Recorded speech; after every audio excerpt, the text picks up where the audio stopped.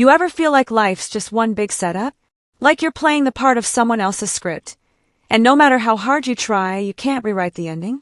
That was me, Rachel Carter, 34 years old, stuck in a marriage that felt more like a business deal gone sour. I'm an interior designer by trade, but if I'm being honest, my real talent is keeping things together when they're falling apart. My husband, Daniel Harper, well, let's just say he's not exactly the poster child for reliability. We lived in this cookie-cutter house in Redmond, Washington, a place so Instagrammable it made our neighbors jealous. But behind those freshly painted walls and carefully curated throw pillows, chaos. Daniel had this knack for making everything about him. If I got a new client, he'd roll his eyes and call it a side hustle. If I wanted to save money for something important, like, oh, I don't know, maybe a baby, he'd laugh and buy another pair of $500 sneakers instead. Yeah, that's the guy I married. Spoiler alert, he didn't stay long. People always said we were the perfect couple. Perfect house, perfect jobs, perfect smiles at every damn dinner party. But here's the thing about perfection, it's exhausting. Every time we hosted friends, I'd spend hours prepping food, setting up the table, and making sure nothing was out of place. And what did Daniel do? He'd walk around with a glass of wine, telling everyone how much he supported my career while subtly undermining it. Oh, she loves her little projects, he'd say, like designing multi-million-dollar spaces was some kind of arts and crafts hobby. One night, after one of these parties, I sat on the couch staring at the mess we'd left behind. Megan, my best friend since college, called me. She could always tell when something was off. "Rach, are you happy?" she asked. Simple question, right? But it hit me like a ton of bricks. Was I happy? Or was I just pretending because everyone expected me to be? That phone call stayed with me for weeks. It was the first crack in the foundation of my so-called perfect life. The straw that broke the camel's back, or whatever cliche you want to use, wasn't dramatic. No screaming matches or slam doors.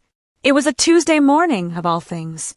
We were sitting at the kitchen island, drinking coffee, when Daniel casually mentioned that he thought we should sell the house. Sell the house? Just like that, like it was nothing. When I asked why, he shrugged and said, "I need cash flow." You wouldn't understand. Cash flow. For what? Another Rolex? Another weekend getaway without me? I snapped. Not loud, not angry, just done.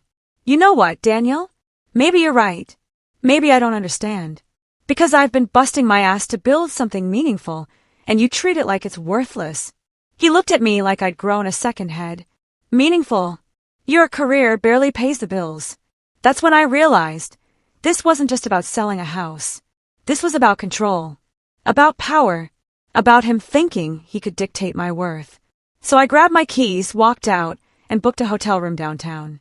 For the first time in years, I felt free. 2 weeks later, the papers arrived. Divorce papers. Can you believe that? Not even a conversation, just legal jargon delivered via FedEx. Daniel didn't even have the decency to tell me face to face. Instead, he sent his lawyer, the smug guy named Greg, who reeked of arrogance and cologne. According to them, Daniel wanted half of everything, the house, the savings account, even the furniture I picked out myself. Half of everything. As if he'd contributed equally. As if he hadn't blown through most of our joint account on God knows what. I cried that night. A lot. Not because I missed him. I didn't. But because it hurt to see someone I once loved turn into such a monster. The next day, I called Megan again. She listened patiently as I vented, then said, "Rachel, screw him. Hire Alan Brooks. He'll eat Greg for breakfast." Alan Brooks turned out to be a godsend. Sharp, ruthless, and completely unimpressed by Daniel's theatrics. "Don't give him an inch," Alan told me during our first meeting. "He thinks you're weak. Show him otherwise." The divorce proceedings were ugly. Ugly like reality TV ugly. Daniel dragged up every little argument we'd ever had, twisting them into reasons why I supposedly ruined his life. He told anyone who'd listen that I was too controlling, too emotional, too focused on work. Translation, I wasn't willing to bow down to his ego anymore. Meanwhile, I moved into a tiny studio apartment near Pike Place Market. It wasn't glamorous, but it was mine. Every corner smelled like fresh paint and possibility. Megan helped me decorate. We hung fairy lights, added cozy blankets, and turned the cramped space into a sanctuary.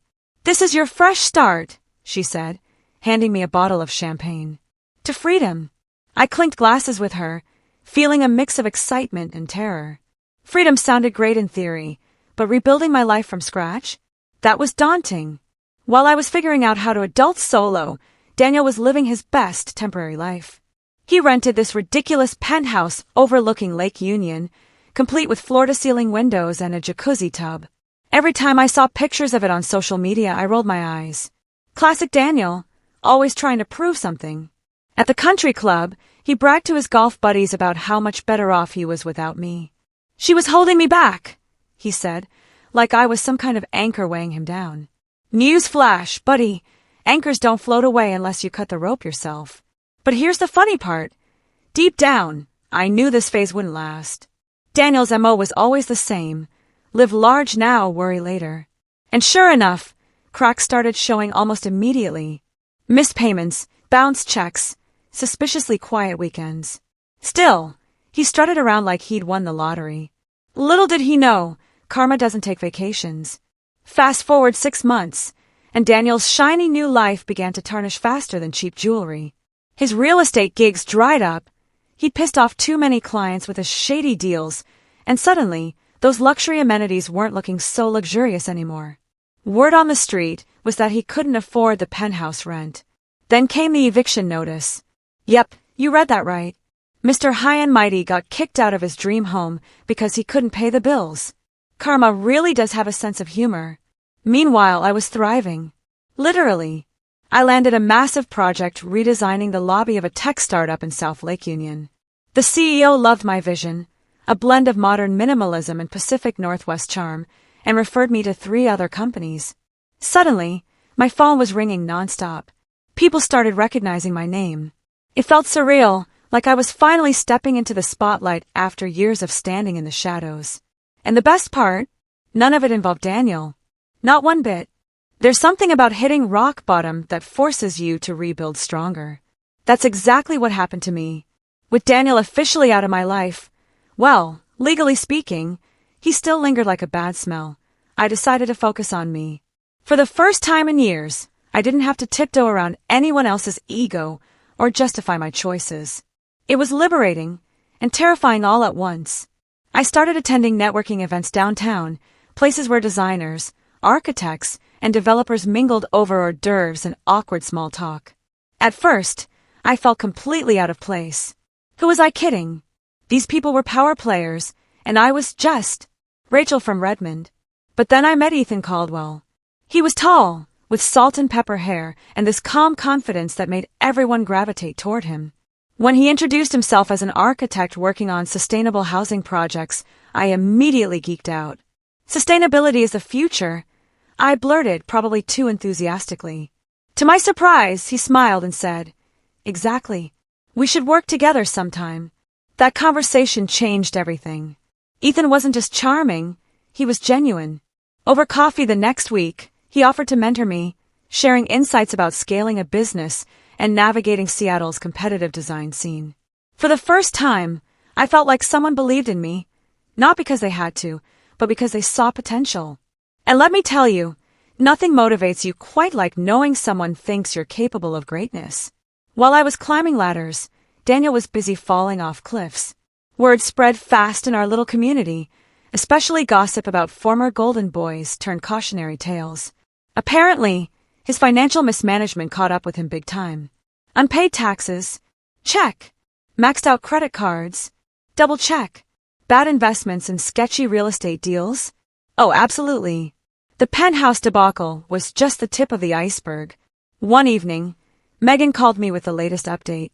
"Guess who's living in a Motel 6 now?" she said, barely containing her laughter. "Your ex-husband." I couldn't help but chuckle. Not because I enjoyed seeing him suffer, I wasn't that petty, but because it was almost poetic. All those years of lecturing me about money, and here he was, broke and humiliated. Karma really is a bitch. Still, there was a part of me that felt sad. Sad for the person he used to be before greed and arrogance consumed him. I remembered the Daniel who proposed to me under the Space Needle, promising to support my dreams. What happened to that guy? Somewhere along the way, he got lost.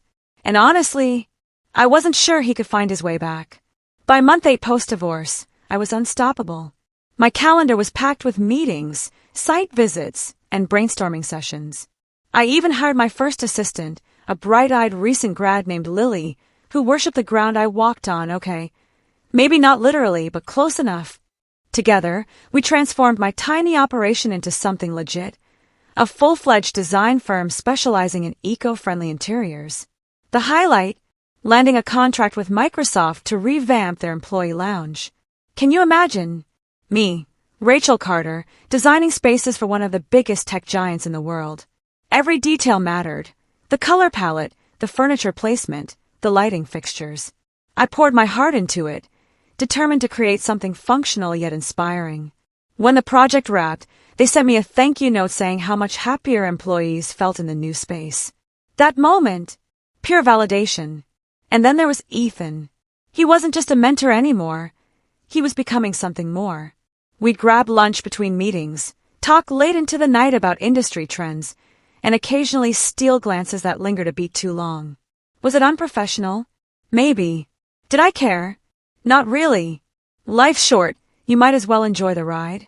If you've ever wondered what rock bottom looks like, let me paint you a picture. Imagine a dingy motel room with peeling wallpaper, a mattress that sags in the middle, and a TV that only gets 3 channels. Now add Daniel Harper sitting on that mattress in sweatpants, staring blankly at the wall. Yeah, that's where he ended up. I didn't see him myself, at least, not yet, but Megan filled me in. She ran into him at a gas station while picking up snacks for her kids. He looked terrible, she told me later. Unshaven, disheveled, carrying a duffel bag like he was ready to flee the country. Apparently, he tried borrowing money from mutual friends, but no one trusted him anymore. His reputation was toast, and so was his pride. For a split second, I considered reaching out. Not to gloat, but to offer help, or at least closure. But then I remembered all the times he dismissed my feelings, mocked my ambitions, and treated me like I was invisible. No, Daniel needed to figure this out on his own. Sometimes, the hardest lessons are the ones that stick. It happened on a rainy Tuesday afternoon. I was volunteering at a local shelter, sorting donations and handing out warm meals. Giving back felt good. It reminded me how far I'd come and how lucky I was to have options. As I ladled soup into paper bowls, I glanced up and froze. There, standing in line with a tattered coat and hollow eyes, was Daniel. For a moment, neither of us spoke. The room seemed to shrink, the noise fading into background static. Finally, he cleared his throat. "Rachel," he muttered, looking anywhere but at me. "Can we talk?" My heart raced. Part of me wanted to walk away, to ignore him like he'd ignored me during our marriage. But another part, the bigger part, felt curious. What could he possibly say after all this time? So I nodded, gestured for him to follow me outside, and braced myself for whatever came next. We stood under the awning of a shelter, raindrops splattering against the pavement. Daniel shifted uncomfortably, clutching a styrofoam cup of soup like it was a lifeline. "I messed up," he admitted, his voice barely above a whisper. "Everything. I thought I was better than everyone, but turns out I'm just nothing." I crossed my arms, trying to keep my emotions in check. "You think saying sorry fixes everything? You destroyed our marriage, Daniel. You took advantage of me, belittled me, and left me when things got tough. Do you have any idea how much courage it took for me to stand on my own 2 feet after you crushed me?" He flinched, guilt flashing across his face. "I know. I do. And I regret it every single day. But I swear if I could go back, I'd change everything." Part of me wanted to believe him. But forgiveness isn't a switch you flip, it's a process. And Daniel had a lot of work to do before I could trust him again. "Start by fixing yourself," I said firmly. "Because until you do, apologies mean nothing." Daniel didn't argue with me. Instead, he nodded slowly, as if my words hit him harder than any slap ever could. "You're right," he said quietly. "I've got a long way to go." For once, he wasn't trying to deflect or justify. There was something raw and real in his voice, like he finally understood the weight of what he'd done. But let's be clear, I wasn't about to hand him forgiveness on a silver platter. He needed to earn it. Not from me, necessarily, but from himself. So I told him straight up, if you really mean that, start by owning your mistakes. Stop blaming everyone else for your problems. And maybe, just maybe, people will start believing in you again. After that, we parted ways. As I walked back to my car, rain soaking through my jacket, I couldn't help but feel conflicted. On one hand, seeing Daniel so broken made me sad. It reminded me of the person I once loved. On the other hand, I knew this was his journey now. My life had moved on without him, and honestly, it felt better than anything I'd experienced in years. Things only got worse for Daniel after our encounter. Word around town was that he'd lost his car due to unpaid loans, a flashy BMW he used to brag about incessantly. Now it sat in some repo lot while he relied on buses and rides from strangers to get around. His friends, the ones who used to laugh at his jokes and praise his success, ghosted him completely. Even his golf buddies stopped answering his calls. One night, Megan texted me a photo someone had taken of Daniel waiting in line at a food bank. "This is surreal," she wrote. "Never thought I'd see the day." I stared at the picture for a long time. Daniel looked gaunt, his hair unkempt, his shoulders slumped. Gone was the confident man who strutted through life like he owned it. In his place stood a shell of a human being, humbled by circumstances beyond his control. Still, I refused to feel sorry for him. Not because I'm heartless, but because pity doesn't solve problems. What Daniel needed wasn't sympathy, it was action. Real, tangible steps toward rebuilding his life. Whether he took them or not was entirely up to him. A few weeks later, I decided to visit Daniel again. Not because I wanted to rekindle anything, I didn't, but because closure is important. If I was going to move forward completely unburdened by the past, I needed to face him one last time. I found him volunteering at the same shelter where we'd crossed paths. Apparently, he'd started showing up regularly, helping serve meals and clean up afterward. When he saw me walk in, his eyes widened in surprise. "Rachel," he said, setting down a stack of plates. "What are you doing here?" "I came to talk," I replied, pulling out a chair at an empty table. We sat across from each other, the air thick with unspoken words. "Look, Daniel," I began, "I don't hate you. I probably never did. But I also can't forget what you put me through. You treated me like I was disposable, like my dreams were less important than yours. And yeah, it hurt. A lot." He hung his head, shame written all over his face. "I know. I was selfish and stupid. I thought I deserved better when the truth is, I didn't deserve you at all." It was the most honest thing he'd ever said to me. For a moment, I considered letting go of the anger I'd carried for so long. But forgiveness isn't about forgetting, it's about moving on. "You're starting to take responsibility," I told him. "That's good. Keep doing that. Maybe someday you'll find peace. But whatever happens, it's on you now. Not me." After that conversation, I didn't hear from Daniel for months. At first, I wondered if he'd disappeared again, fallen back into old habits. But then Megan mentioned seeing him at a community center, teaching a class on budgeting and financial literacy. "Apparently, he's trying to make amends," she said. "Who would have thought?" I smiled to myself, feeling a strange sense of relief. Whether Daniel succeeded or failed was no longer my burden to carry. I had my own life to focus on, one filled with purpose, passion, and people who genuinely cared about me. Ethan and I grew closer, eventually moving in together. Our partnership was built on mutual respect and shared goals, two things Daniel and I never had. As for Daniel, rumors circulated that he'd started therapy and picked up odd jobs to save money. Was he perfect? Far from it. But he was trying, and sometimes that's enough. By year 2 post-divorce, I was unstoppable. My firm expanded rapidly, thanks to glowing reviews and referrals from satisfied clients. I even landed a feature in Seattle Magazine, complete with photos of my projects and a Q&A about my design philosophy. "How does it feel to be Seattle's rising star?" the interviewer asked. I laughed and said, "Like I'm exactly where I'm supposed to be." Life felt full in a way it never had before. I traveled for work, exploring new cities and soaking up inspiration. I spent weekends hiking in the Cascades with Ethan, laughing until my sides hurt. And every morning, I woke up grateful for my independence, my resilience, and the second chance I'd given myself. Meanwhile, Daniel continued piecing his life back together. He secured stable employment as a janitor at a local office building, a far cry from his days as a high-flying real estate agent, but honest work nonetheless. According to Megan, he approached it with surprising humility, arriving early and staying late to ensure everything was spotless. At first, I thought he might resent the job, but when I ran into him at a grocery store one evening, he seemed content. "Hey, Rachel," he said, smiling softly. "How's it going?" "Good," I replied, genuinely meaning it. "And you?" "Better," he admitted. "Still learning, still growing. But yeah, better." We exchanged pleasantries before parting ways, both of us aware that our lives were heading in opposite directions. And that was okay. Some chapters end for a reason. The spring of year 3 brought unexpected joy.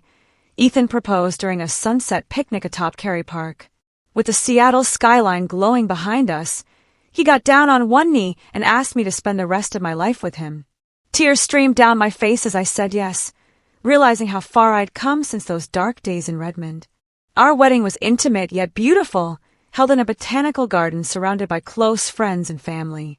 Megan gave a hilarious speech about my divorce glow-up, while Ethan's best man joked about how I'd saved him from bachelorhood. As I danced with my new husband under twinkling fairy lights, I felt truly happy, not because I'd conquered anyone, but because I'd conquered myself. Months later, I received a letter in the mail. It was from Daniel. Inside, he thanked me for my kindness during our final meeting, acknowledging how much it meant to him. "You showed me grace when I didn't deserve it," he wrote. "And for that, I'll always be grateful. I hope you know how proud I am of everything you've achieved. You're proof that strength comes from within." Reading his words brought tears to my eyes, not out of sadness, but out of gratitude. Daniel's apology didn't erase the pain he caused, but it closed a chapter one hadn't realized was still open. Forgiveness isn't about erasing the past. It's about freeing yourself from its grip. And for the first time, I felt truly free. Today, my life looks nothing like it did 3 years ago, and I wouldn't have it any other way. Ethan and I recently bought a cozy bungalow in Ballard, where we spend lazy Sundays gardening and cooking elaborate meals. My firm continues to thrive, earning accolades for its innovative designs. Meanwhile, Daniel remains a distant memory, a lesson learned rather than a lingering regret. Every now and then I think about him. Is he happy? Is he healthy? Does he look back on our marriage with regret or gratitude? I'll never know for sure, and that's okay. What matters is that I've found balance, a harmony between ambition and contentment, success and simplicity.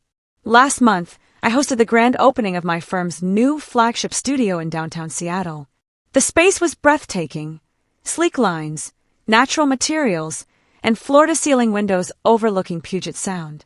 Guests mingled beneath modern chandeliers, sipping champagne and admiring my portfolio displayed on digital screens.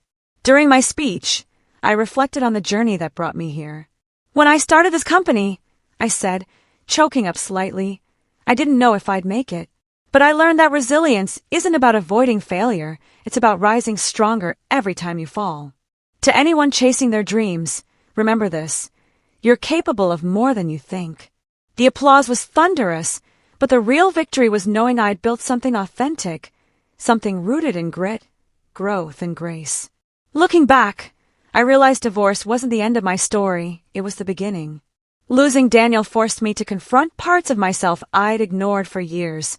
My fears, my insecurities, my untapped potential. Through pain came clarity, and through struggle came strength. Ethan often jokes that I'm fearless, but the truth is, I'm terrified every single day. Terrified of failing, of falling short, of losing everything again. But fear doesn't stop me anymore. Because I've learned that courage isn't the absence of fear, it's acting despite it. As I write this, sitting on my porch with a cup of coffee and a view of Mount Rainier in the distance, I can't help but smile. Life is messy, unpredictable, and often unfair. But it's also beautiful, brimming with opportunities to grow, love, and create. Daniel taught me many things, most of them painful, but the greatest lesson was this: happiness isn't something you wait for, it's something you build. And I've built mine brick by brick, choosing joy over bitterness, hope over despair, and love over resentment. So here's to fresh starts, second chances, and the endless possibilities they bring. Here's to thriving, not just surviving.